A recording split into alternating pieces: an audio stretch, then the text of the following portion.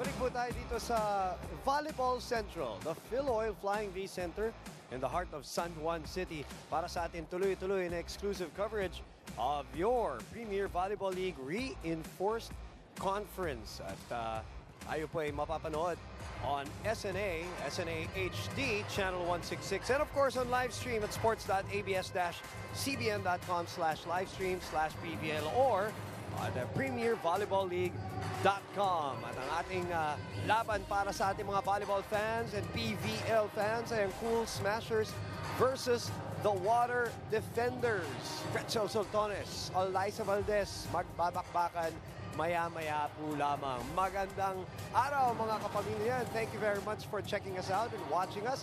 Courtesy of ABS-CBN Sports, I'm Boom Gonzalez together with Noreen Go and of course Janine Choi, our panel at large. It's good to see everyone again. I think, if I'm not mistaken, it's my first time to work with you in this new season, both of you, right? Yeah, I'm excited to be here with Me you. too.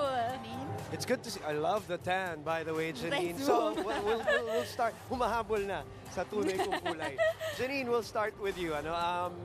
We're on day 8, and itong Cool Smashers and Water Defenders are coming from different directions papunta dito sa laro na to. Tama ka dyan, Boom. It's actually day 8 of our inaugural Reinforced Conference, and this league continues to get all the more exciting. Para sa panig ng Cool Smashers, they ended their 2-game losing streak matapos nalang matalo ang Lady Jet Spikers sa isang 5-set match noong Sabado. At punta naman tayo sa panig ng Water Defenders kung saan natikman nila ang una nilang pagkatalo sa kamay ng Perla Spikers sa isang muling thrilling 5-set match noong Sabado lang rin. You know, Boom and Noreen, I'm sure that it was a very long day for our broadcast team after covering a total of 10 sets that day. Pero sigurado naman ako na napaka-fulfilling dahil talagang action-packed at action-filled ang Sabado nila. Okay lang yan. Hindi naman kami nagre-reklamo sa ganyan. And by the way, we have had some exciting 5-setters so far in this inaugural season of the Reinforced Conference of the PVL na kung saan walang talo so far, as we will see sa ating team standing. Sabi nga ni Janine, lahat meron ng talo, so it's getting a little more competitive, Noreen. Yeah, so everyone will have a clear picture of where their favorite teams are. Lady Warriors 4-2, Water Defenders 3-1, Perla Spikers 3-2, Power Smashers 3-3, Cool Smashers 2-3, and the Lady Jet Spikers 1-5. So you're right, no? Lahat may talo na. And you can see, it's a short conference, kaya importante manalo yung mga teams.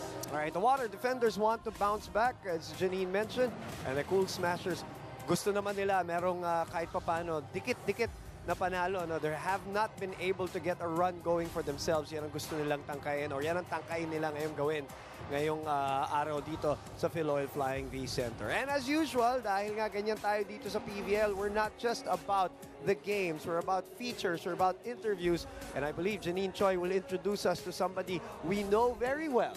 Tama ka dyan, Boom and Noreen. I'm sure Noreen, Boom, you guys know this girl so much.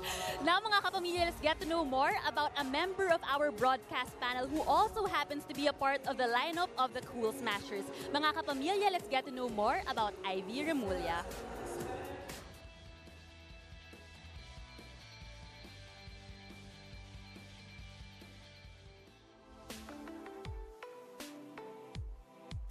High school nang magsimula ang makulay na karera ni Ivy Remulla sa mundo ng volleyball. Actually, to be honest, I've always considered our high school volleyball in Zobel that time as really competitive. Yung mga tune-up games namin, we don't usually play with other high schools, ganyan. So, kadalasan laging boys. May college kami na nakaka-tune up, or yung senior team namin. And yung level of training then also before, comparing from what I hear from other schools, is different. Dahil sa natural na galing sa sport at sa taas na 5'10", ay unti-unting nakilala si Ivy sa kolehiyo. When I joined, LaSalle wasn't really on the top. It was also the first year that Coach Ramil joined LaSalle. Hanggang sa maibigay niya sa De La Salle University ang kanilang unang kampyonato sa Women's Division noong Season 62. Walang kilala yung mga tao, kundi yung mga athlete, yung mga basketball players lang. That time, it was really a big achievement for us kasi for the longest time, it was FEU and UST was dominating yung volleyball. Yung pride, tsaka yung joy na ramdaman namin kasi all the hard work really paid off. Naging matunog din sa UAAP ang naging tambalan nila ng kanyang kapatid na si Remulla sa loob ng court. Opposite kami actually. Sa amin dalawa, ako yung tahimik, siya yung madaldal, siya yung mas outgoing, so ako hindi masyado. So even though na opposites kami, nakakasundo naman kami. And of course, helped us to grow closer. And yun nga, it made it more fun. Kasi kailangan niya ng encouragement. So you know that your sister's always there.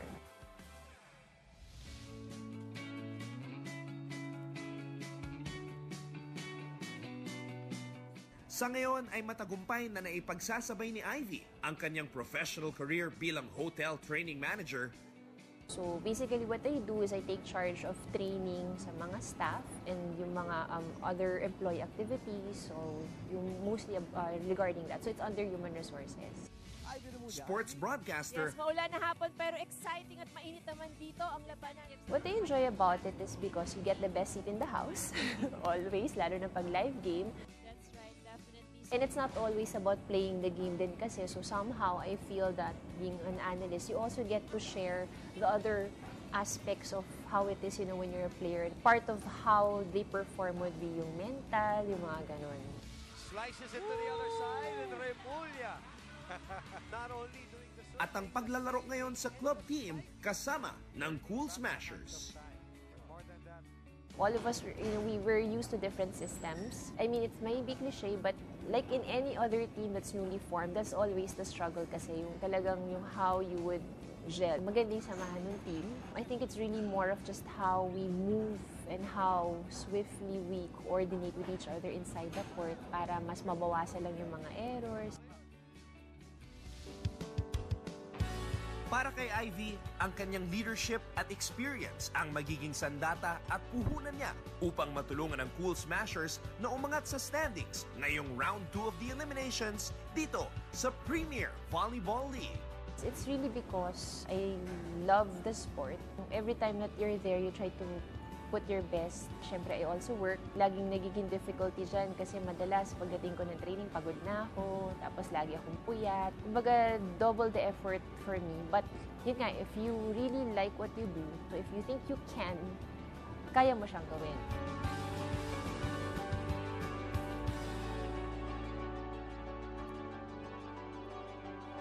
So boom, unang-una, how cute was it that you were a part of that VTR feature?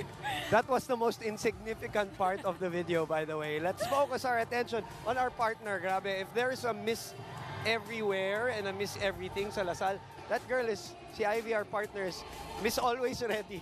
She's ready to work. She's ready to play. She's ready to broadcast. We love her, Ivy Remulla. We've known her and we love her.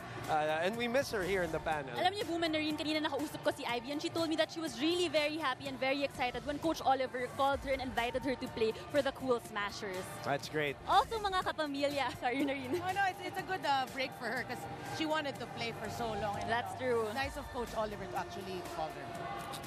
Also, mga kapamilya, we want to stay connected with you, so make sure you tweet us at ABS-CBN Sports and also use the hashtag PVL on ABS-CBN for your comments and insights on the match. Also, please check out our exclusive Instagram account at ABS-CBN_sports for exclusive photos. Also, mga kapamilya, please check out the #1 sports website in the Philippines, sports.abs-cbn.com for all things about the Premier Volleyball League.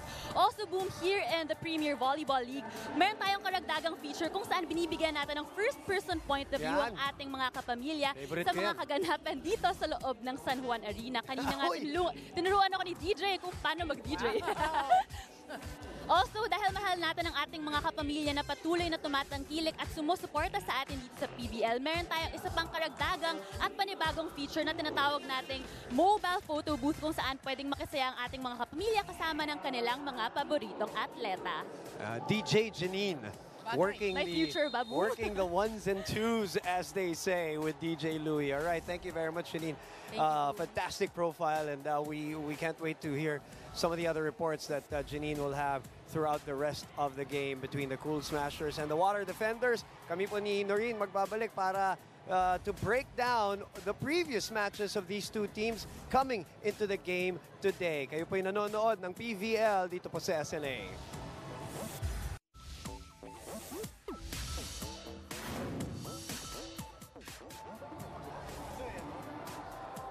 Andito po tayo sa loob ng Philoil Flying V Center, Volleyball Central at ilang minuto na lang ay magpabakbaka na ang Cool Smashers who are looking for a 2-game winning streak and of course ang Water Defenders who are hoping to bounce back from their loss sa last time out. Again, magandang araw mga kapamilya. Kayo po ay nanonood ng PVL dito po sa SNA. Boom Gonzalez, Noreen Gol. Let's talk about the games today and let's talk about the teams today, rather the Cool Smashers. As I mentioned earlier, Noreen, gusto nga na makakuha ng pangalawang panalo na magkasunod and are hoping that they get some momentum from another 5-set match that they had the last time out, this time with a win though.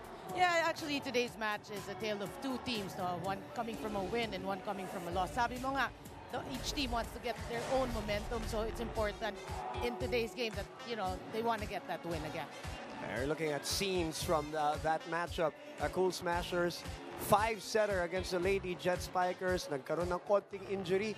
Ang minamahal ng lahat na si Eliza Valdez, but she bounces back and she leads them actually at bumuhat in that game. We're pretty much our average in this reinforced conference, which is 25 points. And you see the breakdown of the scores and stats on your screens right now. Yeah, they actually won the first 2 sets. No, it was close, but the third and the fourth, they kind of lost track. In the 5th set, Eliza Valdez with, you know, we got to mention that everybody saw it. I covered that game. Yes. We saw her injured. She was limping, but then she wanted to play and she was able to finish the 5th set. You can look at the numbers. Spikes in that game just by 1. Blocking, obviously, an advantage for the Cool Smashers in which they want to focus on today's service. Pretty much the same, but we got to focus again on this category. Too many errors on the part of the Cool Smashers. So in today's game, I'm sure after looking at that stat, they want to minimize their errors. And they also want to spread out the love, spread out the numbers, spread out the offense. They had good production from Rakrakin, good production from the aforementioned Ivy Remulla, and of course Eliza Valdez leading them. At Pao Soriano supporting Eliza Valdez in that match with 13 points of her own. Yeah, everybody who's followed volleyball knows Pao Soriano, of course, formerly from Adamson, right? And she, you know, she's been playing even after her collegiate years, and she's always been giving it her all. You know, not the tallest of middle hitters, but still scoring the numbers in that game against the Lady Jet Spikers. 13 points, you know, good start for her. Hopefully she can build on that. Yeah, you know, and I remember Coach Sherwin Beneses was talking about how this team obviously formed late, Noreen, and relying a lot on Eliza and possibly the imports, the reinforcements for this conference. But unfortunately, because the reinforcements have not been able to play yet, so now he and the rest of the coaching staff are hoping and expecting some of the others like Pao, like Remulla and Rakrakin to really produce the numbers until these reinforcements come to play. All right, Pao Soriano had a little chat with Janine Choi. Let's watch and listen to that. So, Pao, paano ba kayo nakabawi after your 2-game losing streak? Yung composure namin sa loob ng court, yun talaga, doon talaga kami nag-focus. Saka yung mindsetting namin na whatever happens, kahit ilang sets pa yan, kailangan mananalo kami this game. Pag-usapan naman natin, how important is it to have a spread-out offense? Kailangan lahat kami mag-step up. Hindi pwedeng i-depende lang namin sa isang tao. So, dapat bawat isa sa amin mag-contribute talaga sa loob ng court para manalo kami. Maraming salamat, Pao. Good luck sa inyo mamaya. Balik sa inyo, Boom at Ronnie. Ayan po si Pao Soriano, yun na nasabi nga niya, kailangan lahat mag-step up, which underscores yung sinasabi natin kanina na yung coaching staff want them to not rely lang on Eliza Valdez. I also remember from last year how Pao Soriano was excited. She was expressing to the media, to the press, she was excited to play alongside Eliza Valdez, and now that it's happening to her, at medyo nakasettle down na rin siguro siya sa excitement niya. Pwede na, no? Pwede nang umupensa because we all know what this girl can do. Now, let's shift our attention doon naman sa kabila. The Water Defenders, 5-setter din yan. Nakakarami na tayo dito sa ating reinforced conference. But they were dealt their very first loss of the tournament. Yeah, it was close. No? Sabi mo nga, 5-setters, and if you look at the numbers in terms of spikes, Perlas actually with 61 compared to 56. So one thing they have to work on. Blocking also went the way of Perlas. But one positive thing out of that game is they served well. You know, they can focus on that, try to give pressure on the reception of their opponents today. The errors pretty much even, but as a whole, I think the water defenders have got to protect their lead. You know, they won the first 2 sets, but they weren't able to capitalize and win that match. So in today's game, they want to start out strong and give the Cool Smashers a run for the money. And that girl on your screens led all scorers for their team with 20 points. She was also supported by the 13 of Aiko Ordaz and the 14 of that girl on your screens, Raisa Sato. And they're gonna need that today. They have to, yung big three na yan, magandang kombinasyon yan para sa kanila. Yeah, you know, I mean, you said it earlier, it's really a team effort while we wait for, you know, the imports to play. So really, all these locals have got to step up for their team. Gelling might be a question because they've been playing for other teams, but Risa Sato just showed that she's already gelled with her team with 14 points in that game. So you said it. I mean, if they can contribute to the cause of Gretchen Soltones, then they might have a good shot today. Yeah, she, the number 2 scorer of the team, also number 1 in blocks and aces for her team in that game, in 2 and 3 respectively. And she also had a conversation with our very own panel at large, Janine Choi. Let's listen in. So Risa, pag-usapan natin, ano ba yung mood ng team after losing your first game in this tournament? Sobrang sad. Ganun po. So para sa'yo, paano ba kayo makaka-bounce back in your game today? More power, tsaka teamwork, ganun po. Thank you, Risa, at good luck sa inyo mamaya. The always shy, charming, and smiling Raisa Sato now slowly really learning the language. Ano? Yung unti-unti na niyang talagang natututunang maintindihan at sabihin at yung language natin. Ano? I can't wait for the day that we can have extended interviews with Raisa Sato. But right now, the important thing is not the interviews, but that she plays very well, especially today against the Cool Smasher. Samahan niyo po kami sa ating Twitter account that has more than 1 million followers. Sumama na kayo if you haven't followed us yet at ABS-CBN Sports. Of course, ang ating hashtag as usual is PVL on ABS-CBN. And of course, the whole shebang is rolling today. ABS_sports. Or make that ABS-CBN_sports on IG. sports.abs-cbn.com/livestream/PVL or premiervolleyballleague.com.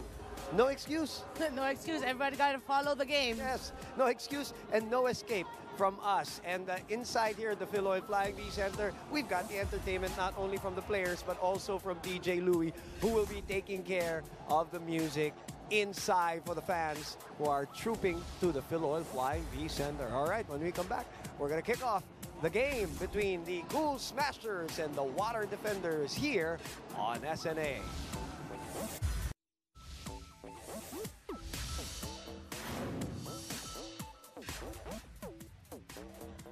Mark Anthony Santos, National Referee. Second referee, Mr. Erlindo Eusebio, National Referee. Before we present our starters, we'd like to say thank you.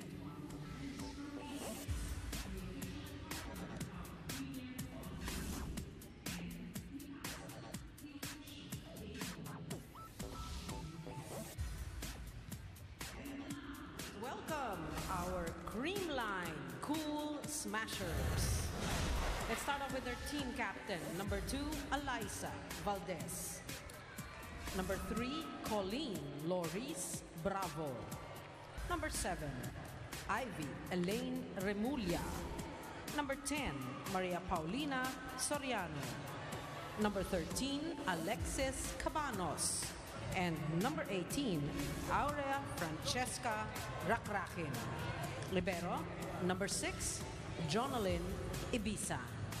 Head coach, Mr. Anusorn Tai Bundit. Calling on our Bally Pure, purest water defenders. At number 4, Jasmine Nabor. Number 5, Gretchen Soltones. Number 9, Aiko Sweet Urdas. Number 11, Risa Sato. Number 12, Iris Oliveros. And number 15, Jerily Malabanan. Libero, number 6, Leslie Ann Pantone. Head coach, Mr. Roger Gorayen. This is match number 8, preliminary round.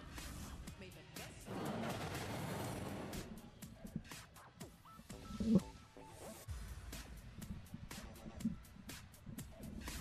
The starting 6 on your screens for both the Water Defenders looking to bounce back and the Cool Smashers looking to consolidate their previous victory in 5 sets over the Lady Jet Spikers. Again, magandang araw mga kapatid. Salamat sa inyong pagtangkilik at pagtutok dito sa ating ongoing exclusive coverage ng Premier Volleyball League. So it's the battle between Jasmine Dabor and Alex Cabanos. And then, of course, that matchup of the 2 MVPs from the NCAA and, of course, one from the UAP, Gretchen Soltones and Eliza Valdez. First free ball of the game goes to... I was about to say NU, but no, it is the Water Defenders as Raisa Sato puts it away. Yeah, we talked about her in the pre-game and we're expecting her to score numbers. But one person that we're excited to, at least to cover, it's my first time to cover them, is Leslie Ann Pantone. Yes, I know, I saw her. She's one of my most favorite ever UAP players ever. Yeah. General, she's, you know, I'm sure, pumasok na. And I'm sure her fans miss her. Exactly. And her fans include broadcasters and players. A lot of players, whether they're liberos or not, looked up to her as one of the steadiest, most nonchalant. Parang walang pakialam kung maglaro dahil walang expression, wala masyado, but she is one of the best that the UAP ever produced. And if you don't know about her, if you're a new volleyball viewer, well, it is time to check her out. Yeah, it is time. It's about time. It's about time you get to know some history here. And of course, we used to call her Leslie Ann Cata back in the UAP, but now, of course, Leslie Ann Pantone. Yeah, but don't you love it when you see their lineup? You see current This is so good, yes. It's a great lineup. Yeah, and then when they inject veterans, that's perfect for a team. Oliveros able to keep it up. Cabanos goes to Valdez, and that will be a point, 4 touches. Di umabot. 4 touches. And it is 3-2. I wonder how her ankle is. I mean, we covered that game just a few when she injured that. I'm sure she's not 100%, so how will that affect her game today? And remember, in the first game, she also had some cramps issues,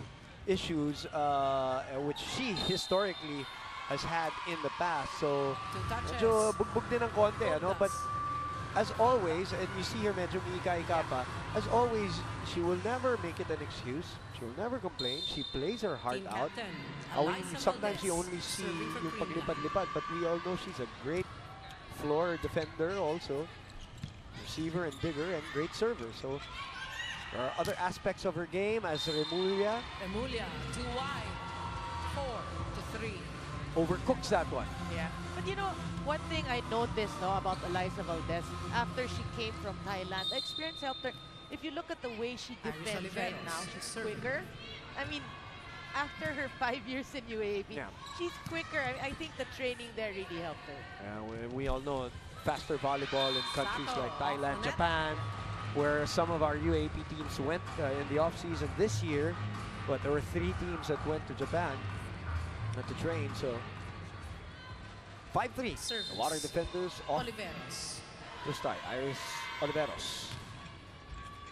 That's off. And long. Red by Valdez. 4, serving 5. The Soltones Valdez matchup doesn't get a lot of attention. They're good friends. They are. Obviously, we all know that. They were teammates. They're teammates. Before. And then they're MVPs in their own respective leagues. They're power hitters. There's no question about that. And a power hit coming from Pao Soriano. Right there. misreceived there, and a free gift for Paul Soriano, who we talked about also in the pregame. 5-all. Service. You gotta love a vertical lead. You know, Paul Soriano, again, we mentioned, is not the tallest of middle blockers, but so quick. Pantone with her first dive of the match. You know, there are a lot of the UAP has produced, obviously, a lot of great liberos. I'll get to that point in a bit. Puntahan muna natin si Janine Choi para dito sa report na to. Janine, go ahead. Boom at na rin nitong linggo lamang ay lumuwas patungong lipa si Alyssa Valdez para sa volleyball skills camp kung saan tinuruan niya ang mga batang naghuhumilig sa paglalaro ng volleyball. Pagkatapos ng volleyball skills camp ay sinurpresa ni Ali ang kanyang nanay at lola na nakatira sa Batangas. Ayon kay Ali, for the longest time, matagal-tagal na rin palang hindi nakaselebrate sila ng Mother's Day as a family. Kaya naman sabi ni Ali, napaka-fulfilling daw dahil this time around siya naman ang nag-effort at bumisita sa kanila papunta probinsya. Balik sa inyo, Boom at Noreen. At busy eh. Yes, Dami rin ginagawa, as we know, but always trying to give back and go back to her family. Si Baldo and her team is ahead by 2. The person who used to call her Baldo all the time is coaching the opponent right now. Diba? Yeah. Yeah, some trivia. Diba? Yan ang lagi yung tawag kay Alyssa. Baldo! Bigay nyo kay Baldo. Baldo, paltukin mo! Parang ano, typhoon, di ba? Sultanes serving. 6, serving 7. We might be in for a long one, you know? Yeah, I mean, we're expecting long matches from that day of 5-setters. We've had a few already this year. Nakakarami na as Gretchel with that wonderful jump serve. So deadly.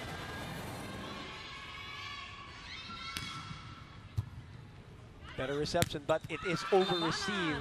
She kept it, Ibiza kept it in play, but it was over-received. And that's a free point, a couple of them, to get them to 8-7. First set sa atin dito sa PVL.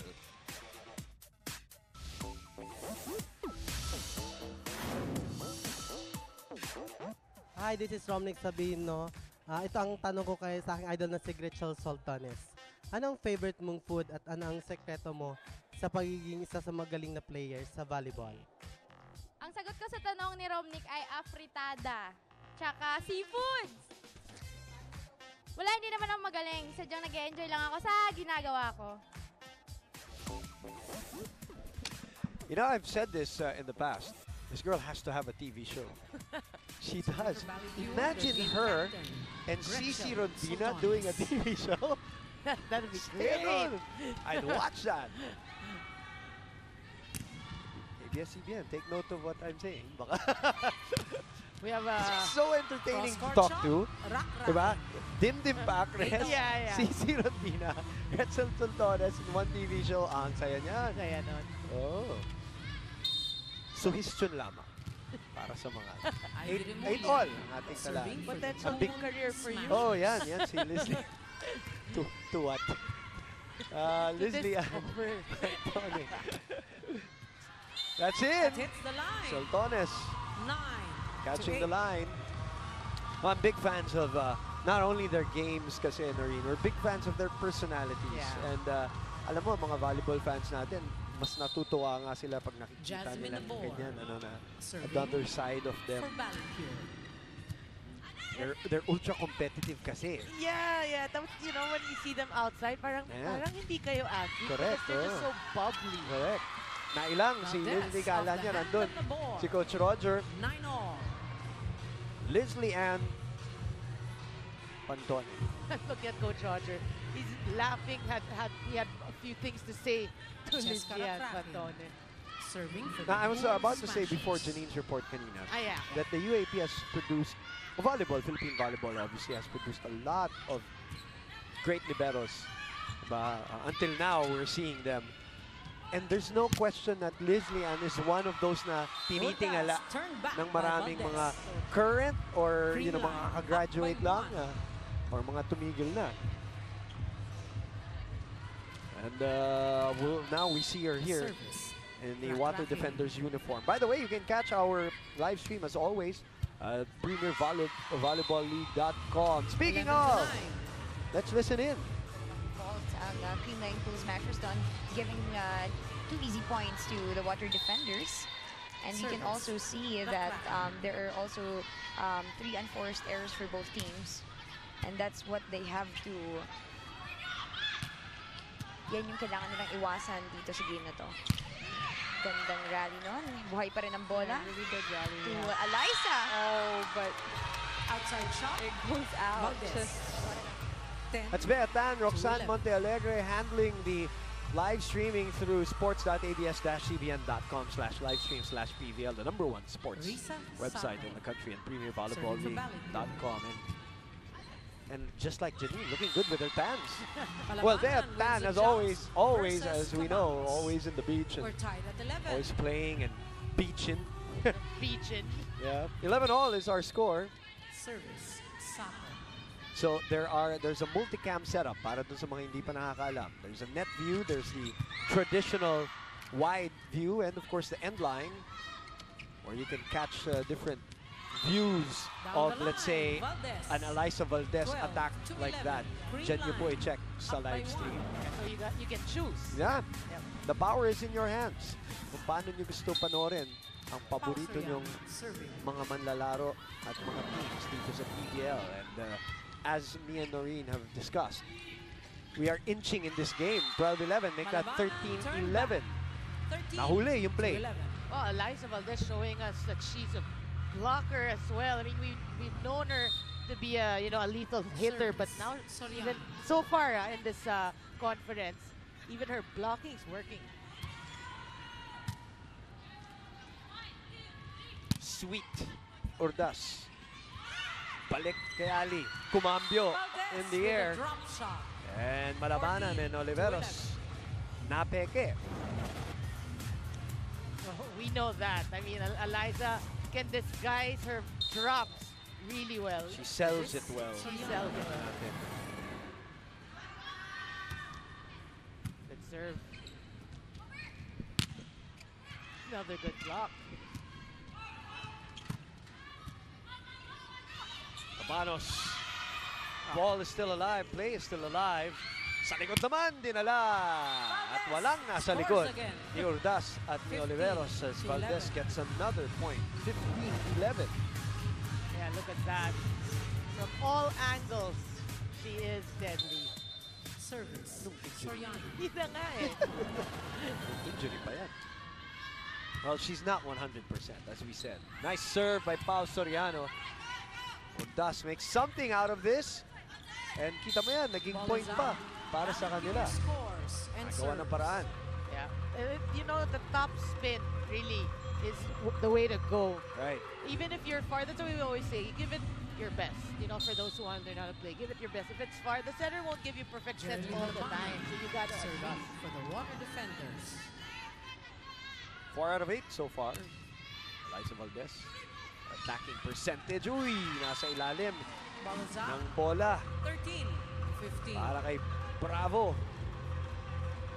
Yeah, but it's a pretty close set here. Mabol, oh. Sabi nga natin, baka umabot ng 5 sets. Pare, 2 straight points by Jerry Malabanan.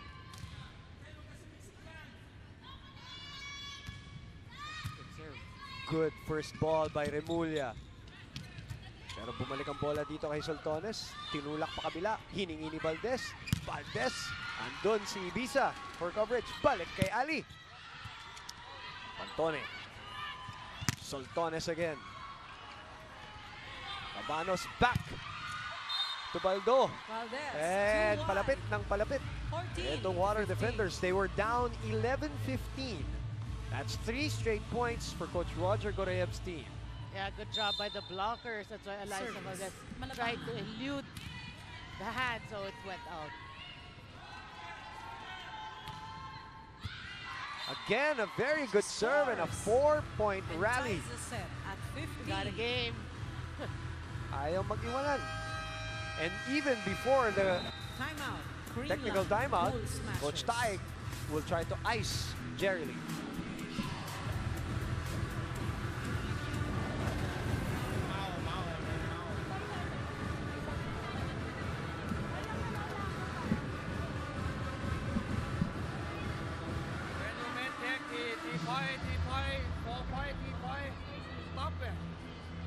Confidence na sa balik ka ng bola ka. Okay. Character, kailangan ha. Tsagaan tayo sa pagbalik ha. Tsagaan sa pagbalik. Hindi lagi mamamatay. Tsagaan lang ha. Sige, coach. Hey. 15-all is the score here in the first You set. don't see that all the time. Coach Ty and Coach Oliver at the same huddle. Still serving for Valley Pure. Number 15. Well, if you're wondering, there is word going around that you will see them soon out of their civvies and actually in uniform to play. So the fans are hoping, waiting. You know, and we'll get to a technical timeout now, but we'll discuss them in a bit because there's a point that we want to make about the composition of these teams. We'll be back after a short break.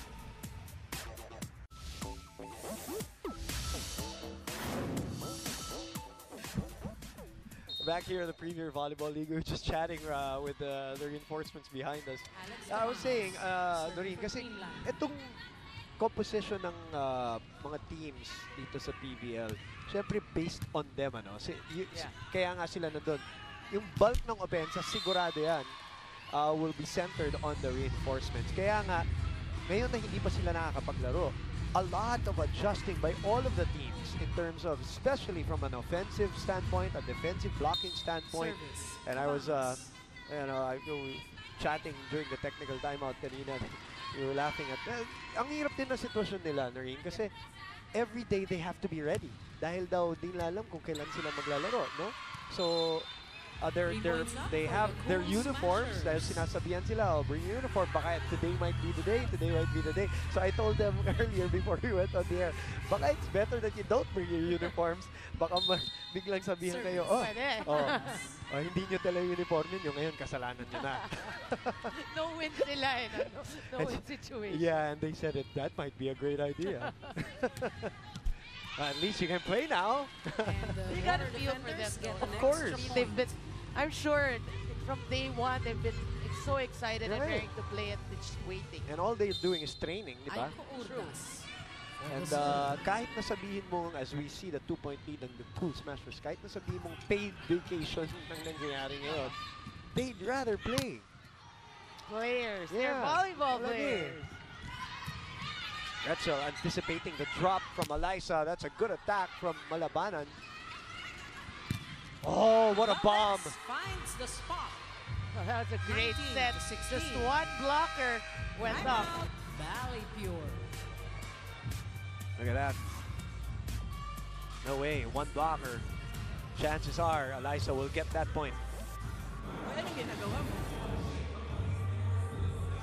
Huwag problemahin, si Alyssa ang problemahin. Doon pupunta eh. Wala naman sila ibang pagbibigyan, doon lang. Ginugulo nyo pa yung isip nyo eh. Cover nyo na si Alyssa doon.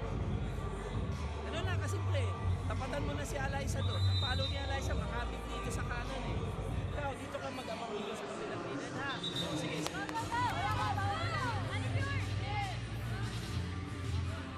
Napatawag na ng timeout. Kanina po, ang score natin, 15-11. Naging 15-15. Ngayon, 19-16. Umaarangkada na ang kapunan ni Alyssa Valdez dito sa dulo ng ating set as Macy Mendiola checks in for Team Captain Iris Oliveros. No, yun lumabas. That's right. I'm sure it's for blocking purposes because Coach Roger wasn't happy the fact that you mentioned it also. Nabor was the lone blocker against Alyssa. That's out. Outside Rakrakin underneath the ball. 17 to 19.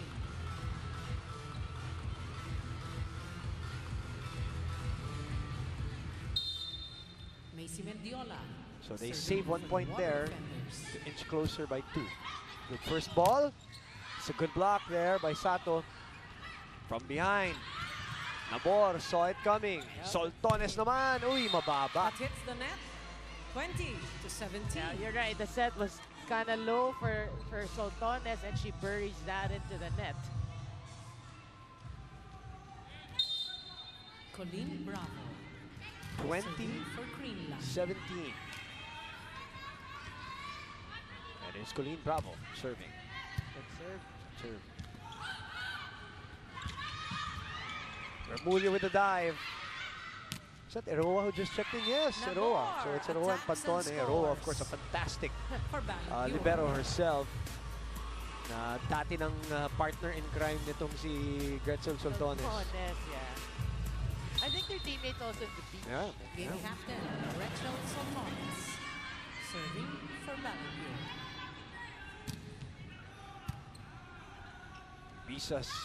Pisa getting that serve. Nabor looks to Sato. Too low for Sato.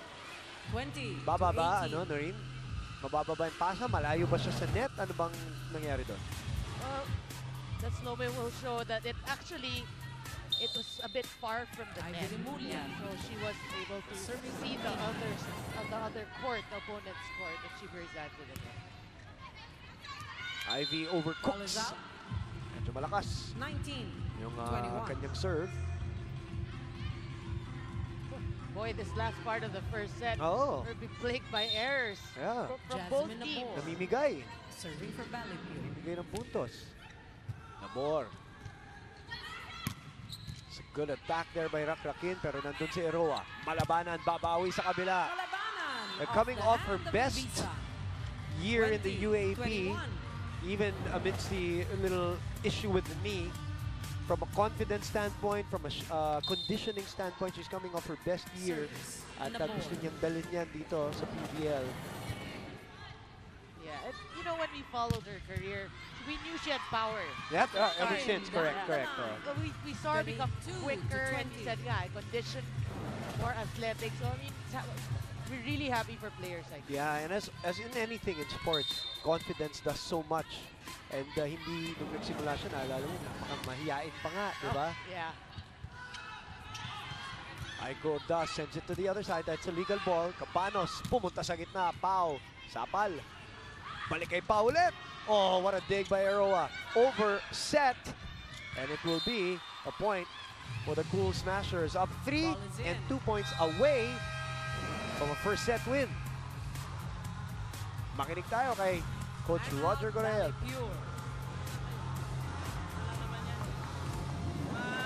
Pangit kasi ng execution natin. Hindi tayo makareceive eh. Mawawala tayo ng threat dun sa middle natin. Napupunta lang tayo dun sa open eh. Ha? Receive nyo maigi. Tapos, yung play mo mabibilis. Kaya makonting sigla kayo dun sa loob para kayong namatayan ng pusa pa rin eh. Patahimik ninyo. Kailangan magsigla kayo dun sa loob. Eh, hindi kayo nagsasalita eh.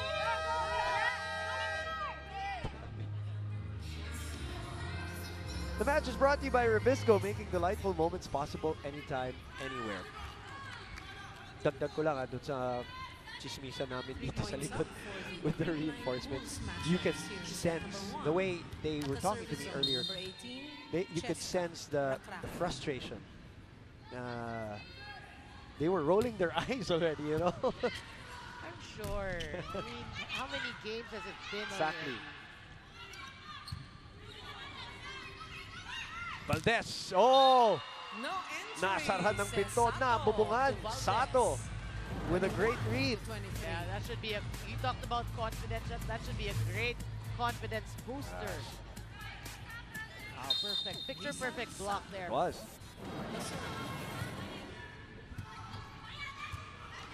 Over. And they're going to give that point. Net touch. Valdez. Mark Santos, our first referee, awarding the point to the Water defenders.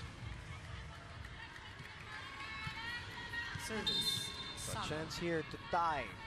As we expected, di kita nitong dalawang team na to. Habang game. Ah! Valdez. But Alyssa with a classic kill. Point advantage.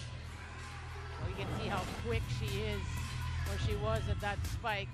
The blockers were just on their way up and on their way down. Serving for the set. Soriano. Good first ball there by the Water defenders. Sweet Urdas. ties. No, sorry, gets them within 1 point. You gotta love Aiko Urdas playing the outside hitter position and being very effective for the Water defenders. Serving for Valley Pure.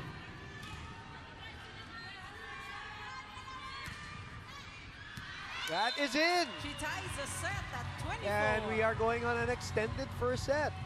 We warned you. We did! Reception woes for the Cool Smashers. But Service. Malabanan has been serving great for She has, oh, the tama Water ka. Defenders. Tama ka, oh. Malabanan na naman. Gustong umabante dito. Ang ganda na naman ng serve! Valley Pure. Rakin. Set point. Advantage. Remember, the Water Defenders were down 16-19 at one point and 23-21. Ngayon, lamang sila.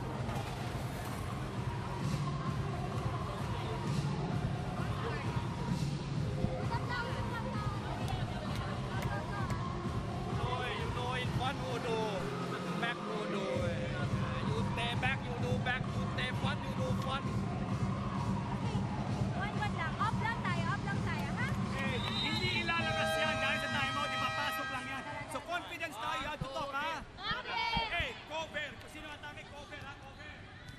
Coach Tai, Coach Oliver, Set point advantage for Valley Shola Pure. Alvarez. Oh, sorry. What am I saying here? Gemma Galanza. Gemma Galanza. Jerry Malabana. The 25-24 set point.